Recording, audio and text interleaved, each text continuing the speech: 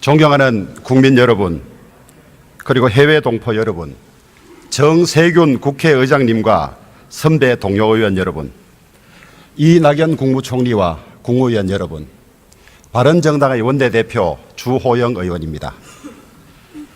며칠 전 북한이 제6차 핵실험을 강행하면서 한반도가 미정유의 위기 상황으로 빠져들고 있습니다.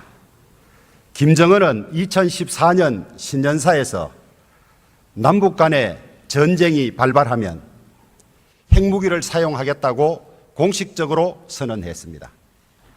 김정은의 광기와 무모함에 통제불능으로 치닫고 있습니다. 북한의 ICBM 발사와 6차 핵실험 강행은 대한민국 국방안보의 대실패입니다. 북한은 3대 60년에 걸쳐서 집요하게 핵무장과 미 본토 타격 능력을 갖추기에 집착해온 반면에 그동안 5년 임기의 대한민국 대통령들은 임기 내 단기 상황 관리에만 치중하였고 2년 미만 임기의 국방부 장관과 합참의장들은 정권의 눈치만 살피면서 전쟁은커녕 전투 결심조차 제대로 할 수 없는 결기 없는 사람들로 채워졌습니다. 그 결과가 바로 오늘의 참담한 안보 대실패를 가져왔습니다. 핵폭탄의 ICBM 탑재는 북한 핵 개발에 대한 레드라인이 아니라 북한 핵 개발의 종착역입니다. 사정이 이러함에도 불구하고 문재인 정부와 여당은 전 정부가 결단한 사드 조기 배치조차 이리저리 연기하면서 대화만을 외쳐왔습니다. 우리는 정부의 이와 같은 안이한 인식과 대응에 대해서 무수히 비판해왔습니다. 이제 대한민국은 광기 어린 김정은의 핵공갈에 수시로 공포를 느끼면서 살아가야 할 처지로 전락했습니다. 북한은 대한민국을 인질로 삼아서 이 핵무기로 같이 죽자고 겁박하면서 돈과 식량과 석유를 뺏어낼 것입니다. 시간이 갈수록 북한의 핵공갈은 훨씬 더 강도를 더해갈 것이 분명합니다. 전쟁을 겁낸 나라는 전쟁을 피해갈 수 없었으며 전쟁을 철저히 준비한 나라만이 평화를 지켜낼 수 있었다는 역사적 교훈을 가벼이 여기고 북핵은 협상용이며 북한은 대한민국을 상대로 절대 전쟁을 할 수 없는 나라라고 했던 사람들, 북핵에 대해서 강경 대응을 요구하면 그러면 전쟁을 하자는 말이냐면서 눈을 부릅뜨던 사람들, 지금 다 어디에 있습니까? 우리가 이 북한의 협박에 이대로 굴종해야 하는 것입니까? 이제 대한민국은 오늘의 처참한 안보 대실패를 그대로 감수하고 갈 것인지 이 문제의 궁극적 해결을 위해서 사생결단의 중대 결정을 해야 할 것인지 절박한 결단의 순간에 직면해 있습니다. 대한민국의 안위를 최종 책임진 문재인 대통령께서 현 상황의 의미와 대책을 국민들에게 직접 설명해 주실 것을 요청합니다. 결단이 필요하다면 국민들에게 희생과 고통 분담을 과감히 요청하십시오. 우리 국민들은 나라를 지키는 일이라면 어떤 고통도 감내할 준비가 되어 있습니다. 잃었던 나라를 피로써 되찾고 6.25 전쟁에서 목숨을 바쳐 나라를 지켜낸 우리 국민들은 이런 절박한 위기에 그대로 앉아 계실 리가 없습니다. 저희 바른정당은 대선 때부터 안보 문제에 있어서만큼은 가장 현실적이고 강력한 방안을 마련해 왔다고 자부합니다. 문재인 대통령과 여당은 저희 바른정당의 안보 국방 관련 대책을 부디 경청하시고 반드시 실행해 주실 것을 요청합니다. 첫째, 다층 미사일 방어 체제를 조속히 구축해야 합니다. 상층, 중층, 하층에서 단계마다 요격 가능한 중첩적 미사일 방어 체계를 철동같이 구축해야 합니다. 이와 같은 다층 미사일 방어 체제를 갖추는 데는 10조 남짓이면 된다고 합니다. 국민의 복지를 확대하는 것도 중요한 일이지만 대한민국의 안전과 국민의 생명을 지키는 일은 최우선입니다. 구축 가능한 방어 체계를 포기하는 것은 대통령의 치명적인 직무유기입니다. 대통령께서 앞장서서 조속히 이 조치를 취하여 주시기 바랍니다. 둘째, 핵 균형을 만들어내야 합니다. 전술핵 재배치가 되든 핵 공유가 되든 우리도 핵을 직접 관리함으로써 우리의 적극적인 핵 보복 능력 때문에 북한이 절대 핵을 쏠 수 없는 상황을 만들어 놓아야 합니다. 아울러 이에 버금가는 대량 응징 보복 수단까지 갖추면 더할 나위가 없겠습니다. 셋째, 한미 동맹을 더욱 공고히 해야 합니다. 북핵 문제를 해결하기 위해서는 강력한 국제 제재와 빈틈없는 최대한의 압박이 최선의 방책이며 한미 동맹을 근간으로 한 미국과의 공동 보조가 최우선입니다.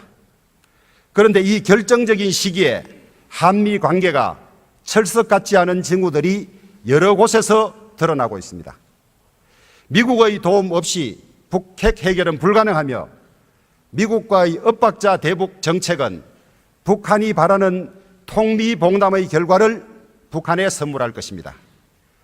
뿐만 아니라 첫째의 다척 미사일 방어체제 구축과 둘째의 핵균형을 만들기 위해서도 미국의 협력은 필수 불가결하기 때문입니다.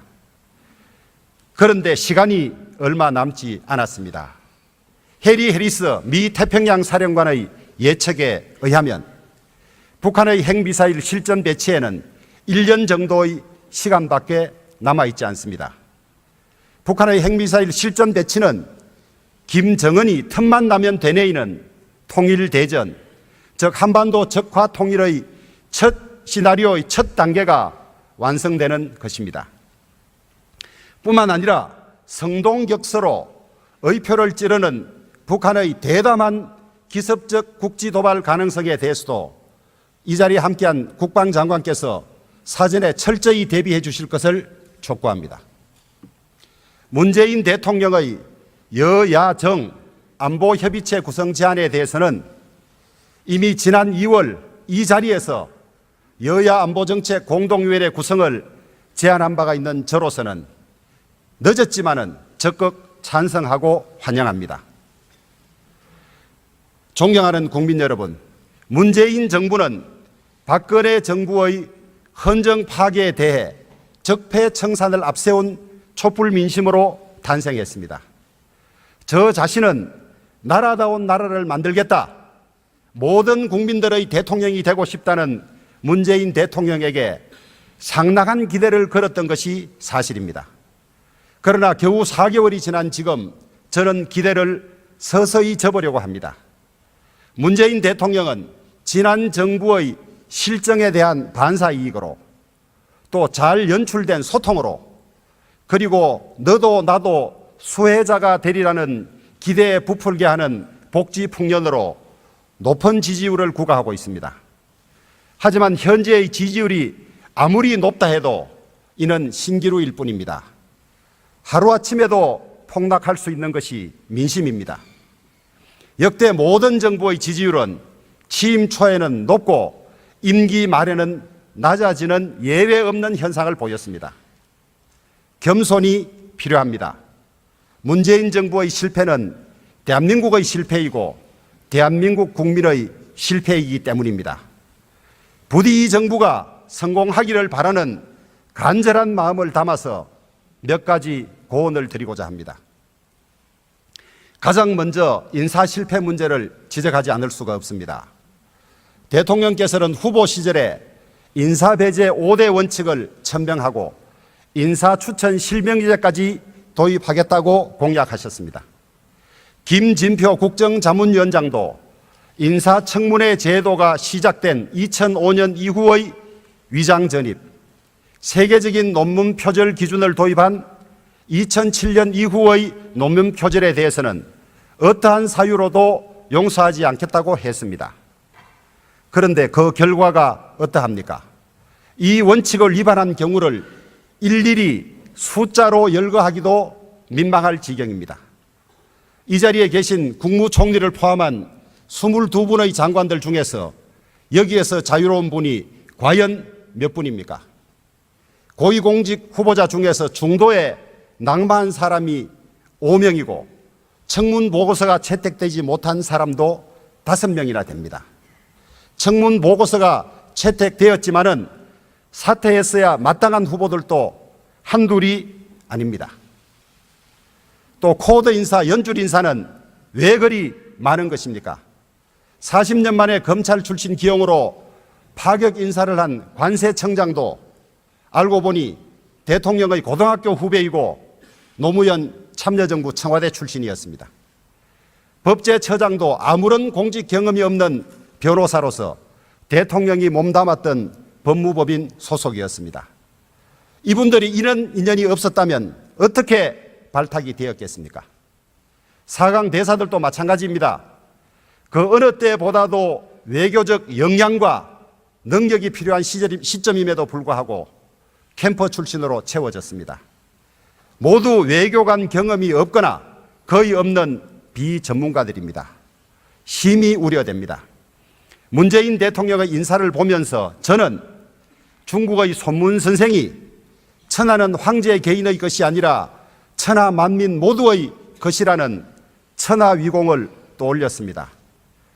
100년 전 봉건 왕조에 대해서 외치던 손문 선생의 말을 역대 최대의 탕평 인사를 하고 있다는 이 정부에 대고 외쳐야 하는 저의 심정이 참담할 뿐입니다. 저는 대통령과 정부 여당에 묻습니다. 기회는 평등할 것입니다. 과정은 공정할 것입니다. 결과는 정의로울 것입니다라고 수시로 외쳤습니다. 이 정부의 평등, 공정, 정의가 이런 것이었습니까? 인사만 놓고 보면 이 정부의 모토는 기회는 코드여야 합니다. 과정은 막무가내입니다. 결과는 무능과 국정 실패입니다라고 말할 수밖에 없습니다. 옛말에 하늘은 그 시대가 필요로 하는 인재를 충분히 낸다고 했습니다. 조금만 더 고개를 돌리면 훨씬 유능한 인재들이 훨씬 많습니다. 대통령은 취임사에서 저에 대한 지지 여부와 상관없이 유능한 인재를 삼고초려해서라도 일을 맡기겠다고 말씀하셨습니다. 처음 말씀하셨던 것처럼 널리 인재를 구하십시오. 탕평까지는 바라지도 않겠습니다. 편가르기 코드 인사를 하더라도 제발 능력 있는 사람들을 찾아서 써주시기를 바랍니다. 또한 지시하신 인사자문위원회 구성도 좋지만은 약속하신 대로 인사추천 실명제는 예산도 들지 않습니다. 즉시 실행해 주기를 바랍니다. 이 정부 100대 국정과제 중에서 제1순위가 적폐청산입니다. 적폐청산을 내세워서 정권을 잡을 수는 있지만 적폐청산을 내세워서 정권이 성공할 수는 없습니다. 적폐청산에 국가 에너지를 소진할 정도로 나라 사정이 한가하지도 않습니다. 국민들이 문재인 정부에 바라는 참된 적폐청산은 무엇보다 지난 시대 적폐를 가능하게 했던 제왕적 권력 시스템의 청산과 정비입니다.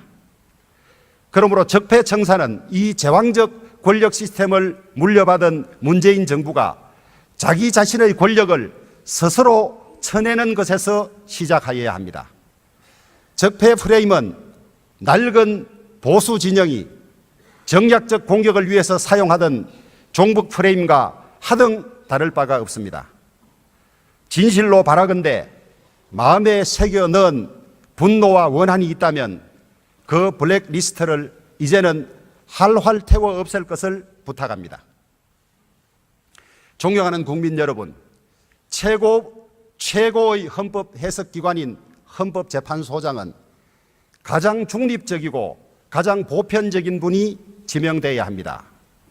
대통령이 지명한 김희수 헌법재판소장 후보자의 경우는 더불어민주당이 추천했던 재판관이기에 중요한 결정마다 그 중립성에 커다란 의심을 받을 수밖에 없습니다. 통진당 해산 심판에 있어서 유일하게 반대 의견을 내므로써 보편적인 국민들의 법 감정에 반할 뿐만 아니라 군내 동성애를 처벌하는 군형법 제92조의 5에 대하여 위헌 의견을 가짐으로써 또 다른 논란에 휩싸여 있습니다. 또 임기가 1년밖에 남아있지 않은 김 후보자의 임명을 허용한다면 대통령이 불과 1년 뒤에 새 헌법재판소장을 지명할 수 있게 됨으로써 다른 8분의 헌법재판관들의 재판에도 영향을 줄 수 있게 됩니다. 헌재의 안정과 독립성을 심히 해칠 우려가 있는 선택으로서 김 후보자의 지명은 헌재의 무력화, 헌재의 파괴로 이어질 수 있다는 것이 바른정당의 생각입니다. 문재인 대통령께서 코드에 맞는 법원 내 특정 성향 연구단체인 우리법연구회와 그 후신격인 국제인권법 연구회 출신 인사들을 사법기관 곳곳에 포진시킴으로써 상호 견제로서 독주를 막아야 할 사법기관 간의 조직 운영 원리를 깨면서까지 사법기관을 장악하려 한다는 의심을 받고 있습니다. 엄정 중립을 지켜야 할 사법부가 코드에 맞는 인사들로 채워짐으로써 사법부의 신뢰에 큰 우려를 자아내고 있습니다. 대법원장 후보에는 우리법연구회 출신이자 국가인권법연구회 초대 회장인 김명수 춘천지방법원장이 지명되었습니다. 김 후보자의 지명 뒤에는 국제인권법연구회 간사를 지낸 현 김형년 청와대 법무비서관이 있습니다. 또한 문재인 정부의 첫 대법관으로 임명된 박정화 대법관 역시 우리법연구회 출신이고 법무부의 핵심 요직인 법무실장에 임명된 부장판사 출신 이용구 변호사도 같은 모임 출신입니다. 뿐만 아니라 최근 법원 게시판에 재판이 곧 정치라고 말해도 좋다, 개별 판사 저마다의 정치 성향을 존중하여야 한다고 글을 올려서 국민들을 경악하게 했던 인천지법의 한 판사도 역시 위 모임 소속입니다. 가히 우리법연구회와 국제인권법연구회의 천하가 되었습니다. 현재 법조계에서는 김명수 대법원장 후보자가 대법원장에 최종 지명될 경우 제왕적인 대법원장의 인사권을 행사해서 사법부 전체를 특정 성향의 한 연구 모임이 장악하기라는 지극히 우려스러운 전망이 나오고 있습니다. 만약 문재인 대통령께서 이러한 야당과 많은 국민들의 우려를 무시한 채 코드에 맞는 특정 모임 출신의 인사들로 사법기관들을 구성한다면 이는 국민들의 신뢰를 생명으로 하는 사법부에 심대한 상처를 주는 것으로서 이 정부 임기 내에 반드시 커다란 사법 불신에 직면할 수 있게 되리라는 점을 엄중히 경고합니다. 헌법상 사법부 구성에 동의권을 가진 우리 국회가 대통령의 이러한 사법부 구성 시도가 철저한 독립과 엄정한 중립을 요구하는 정신에 맞는 것인지 국민의 입장에서 철저히 검증하고 결정하여야 할 것입니다. 이 자리에 함께한 이낙연 국무총리와 국무위원 여러분, 우리나라가 더 풍요롭고 정의로운 행복한 나라로 발전하기 위해서는 수많은 과제를 해결해야 합니다. 그렇다고 이 모든 과제를 한꺼번에 급속히 다 해결할 수는 없습니다. 중요한 과제부터 사회적 합의를 거쳐서 적절한 절차를 밟아서 부작용 없이 해결해 나가야 합니다. 하지만 문재인 정부는 너무 의욕이 앞선 것인지 적절한 절차 없이 무리하고 적극적으로 일을 추진하는 경향이 있습니다. 비정규직의 정규직화가 그런 예입니다. 물론 비정규직이 가급적 많이 정규직화되는 것은 바람직합니다. 하지만 비정규직 문제는 이해관계가 매우 복잡해서 성급하게 강행하면 많은 후유증을 만들게 됩니다. 인천공항의 경우가 바로 그렇습니다. 문재인 대통령은 취임 직후 첫 외부 행사로 인천공항을 방문하셨습니다. 그 자리에서 공공기관 비정규직 제로 시대를 천명하셨고, 정일영 사장은 제대로 된 준비도 없이 그 이전의 정책과는 달리 인천공항 비정규직 1만 명 전원을 연내에 정규직으로 전환시키겠다고 약속했습니다. 하지만 이런 적극적 결정과 무리한 추진은 곧 벽에 부딪혔습니다. 인천공항은 협력사들에게 계약 해지를 통보했다가 협력사들의 커다란 반발에 부딪혔고 대규모 법적 분쟁의 우려를 낳고 있습니다. 기간제 교사의 정규직화 문제도 마찬가지입니다. 정부가 성급히 말을 꺼냈다가 기간제 교사와 정규직 교사 사이에, 기간제 교사와 예비교사 사이에 큰 갈등만 불러 일으켰습니다. 결국 정부는 뚜렷한 해결책도 가지지 못한 채 기간제 교사에게는 희망 고문을 가했고 교사 사회 전체에 심각한 갈등과 균열을 초래한 결과가 되고 말았습니다. 신고리 569기 공사 중단과 공론화위원회 설치를 통한 탈원전 시도도 마찬가지입니다. 정부는 한수원이 공공기관이므로 에너지법 제4조에 따라서 국가 시책에 협력할 의무가 있다고 주장을 하지만은 이는 억지 주장입니다. 대통령의 느닷없는 탈원전 선언과 정식 안건에도 없었던 국무회의의 졸속 결정, 말 한마디 제대로 하지 못한 주무부 장관, 그리고 산자부 1개 국장의 전결로 사실상 공사 중단을 지시한 것은 어떻게 보더라도 편법과 허점투성이입니다. 공사 중단은 규범력이 없는 근고적 에너지법 조항이 아니라 원자력안전위원회만이 원전 건설 공사의 취소와 중단을 결정할 수 있다고 명시한 구체적 규범력을 가진 원자력안전법에 따라야 합니다.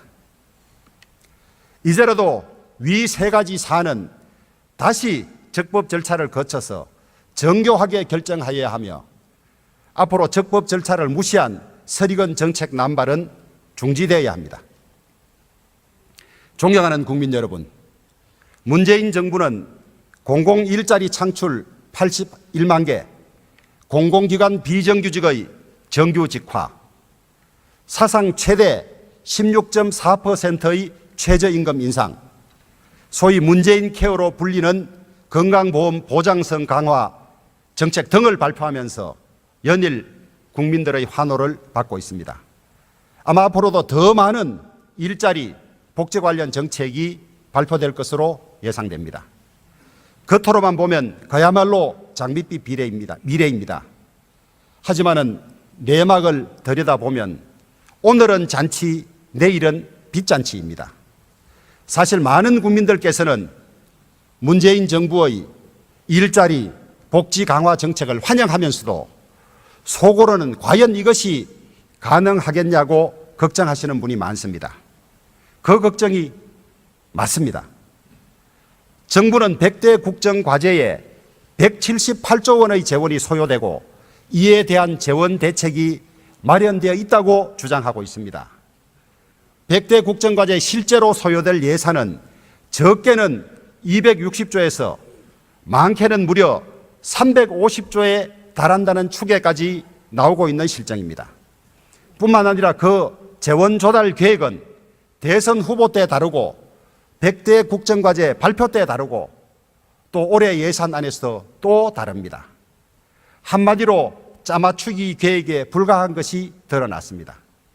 또 국정기획자문위원회의 국정 5개년 계획을 보면 위 178조에 더해서 추가 사업을 위해서도 80조가 넘는 재정 투자가 필요하다고 말하고 있습니다. 이에 대해서는 재원 대책조차도 마련되어 있지 않습니다. 게다가 문재인 정부는 이 모든 사업을 위해서 2%의 경제 성장률을 훨씬 넘는 확장 재정으로 총 지출을 임기 중 평균 5.8%씩 늘리겠다고 합니다. 말로는 서민 정세는 없다고 외치지만은 실은 김동연 경제부총리가 솔직히 고백했듯이 당장 내년부터 20조 중반대의 적자 국채를 발행하면서 해결할 수밖에 없으며 이 국채 발행은 고스란히 우리 국민들과 후세대들의 빚이 될 뿐입니다.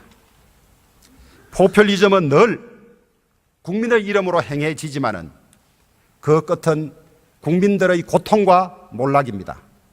우리는 치밀한 재원 조달 계획을 갖추지 않은 채 눈앞의 정치적 인기만을 위해서 무리하게 복지를 확대하려다가 나라 전체를 파탄으로 몰고 간 외국의 사례를 잘 보고 있습니다. 이 나라들은 모두 지금 문재인 정부의 정책과 판박이 정책인 평균 임금과 최저임금의 인상, 무상의료와 무상교육, 연금제도와 기초보장제도의 급속한 확대, 공무원의 대폭 정원을 시행했습니다. 그 결과 이 나라들은 현재 빈곤의 확대, 엄청난 실업률, 그리고 상상을 초월하는 수준의 인플레이션으로 지금까지도 극심한 고통에서 헤어나지 못하고 있습니다. 현명하지 못한 선의가 초래한 불행한 결과입니다. 문재인 정부는 이러한 외국 사례들을 결코 답습해서는 아니 됩니다. 이 세상에 공짜는 없습니다. 우리 세대가 잘 살자고 그렇지 않아도 저출산 고령화와 저성장으로 어려울 것이 뻔한 후손들의 몫을 우리가 빼앗아 쓰는 것은 죄악에 가깝습니다. 저는 문재인 정부의 100대 과제와 관련해서 이번에 이러한 재원 대책을 강구하고 투자 우선순위를 정리할 복지재정특위를 만들어서 여야가 머리를 맞대고 진지하게 논의해서 결론을 낼 것을 제안합니다. 문재인 정부의 노동과 복지 강화 정책은 이른바 소득주도 성장이라는 이름 아래 진행되고 있습니다. 이 정책으로 가계의 가처분 소득이 늘어나고 소비가 늘어나서 우리 경제가 성장할 수 있다는 논리입니다.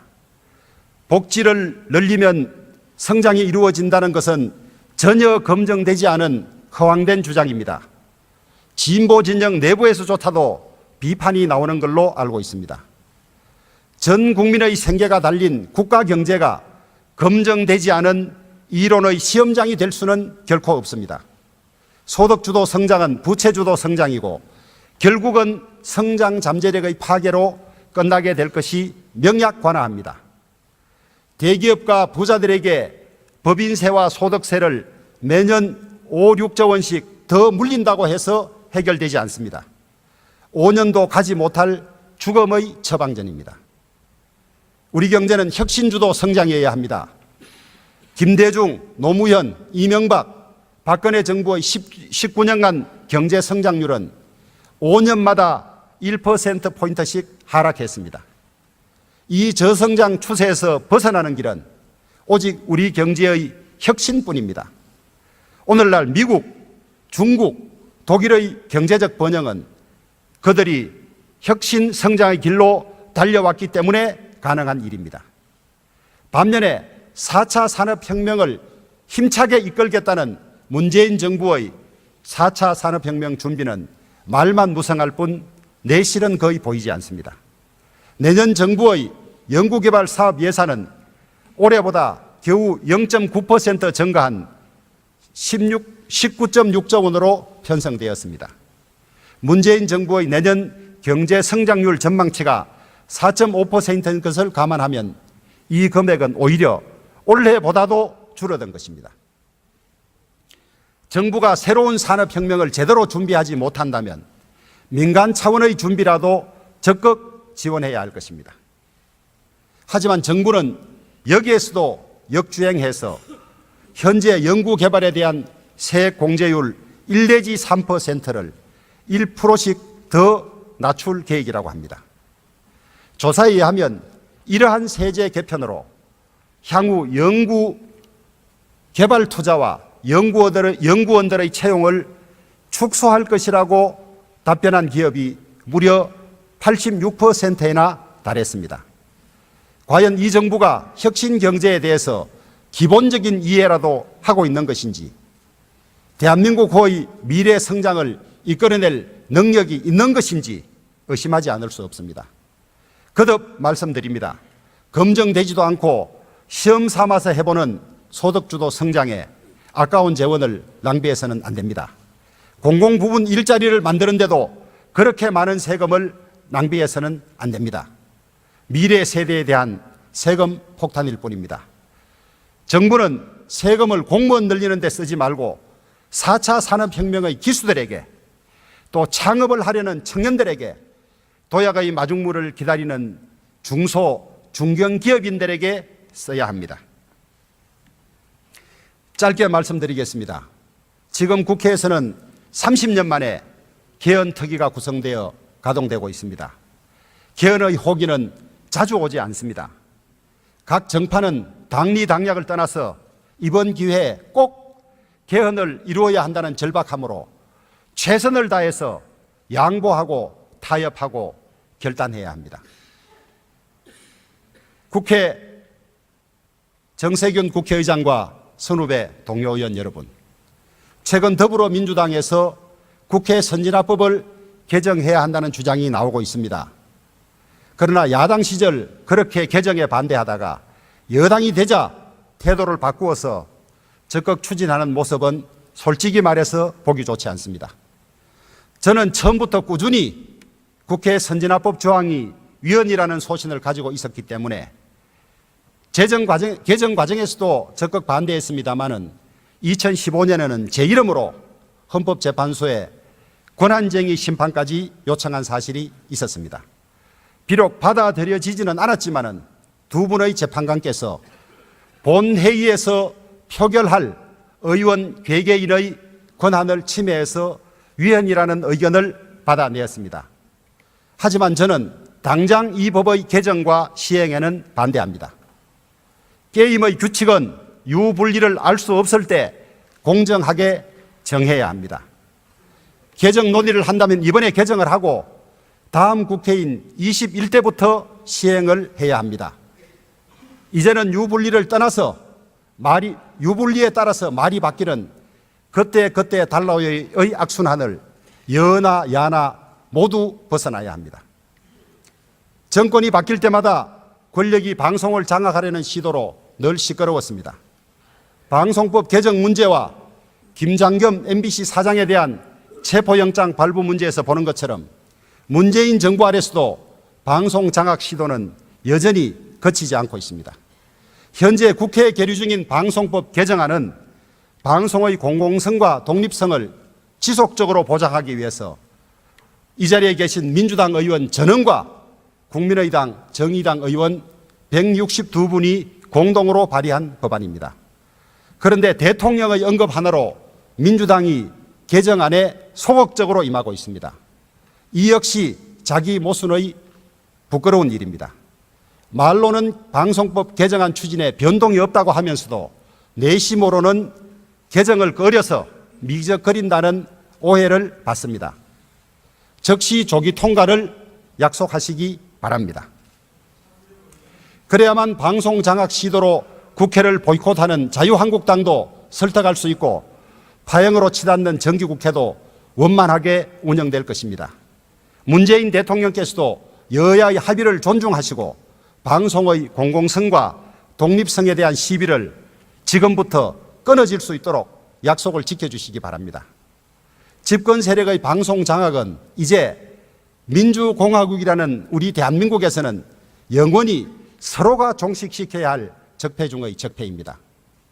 존경하는 동료 의원 여러분, 우리나라는 제왕적 대통령제로 인하여 늘 역대 대통령들이 실패하였다는 사실을 실정적으로 연구해 놓은 제왕적 대통령의 종언이라는 역작이 있습니다. 요지는 다음과 같습니다. 기존의 여소야대의 양당 체제 하에서도 제왕적 대통령의 독주에 대해서 여당이 비협조하거나 극렬 반발하면서 한국 정치는 늘 대립과 파행을 거듭해 왔으며 이는 곧 대통령의 실패와 퇴임 후의 불행 그리고 국가적 혼란을 가져왔습니다. 이제는 더구나 여소야대의 국회 환경 하에 어느 한 교섭단체만이라도 반대하면 제때 법안을 처리할 수 없게 되는 국회 선진화법 조항이 엄연히 살아있는 상황입니다. 진정한 협치 이외에는 다른 방법이 없습니다. 진정한 협치만이 국민 갈등을 줄여서 국민 통합을 이루고 정권과 국민과 국가가 모두 성공하는 유일한 방법입니다.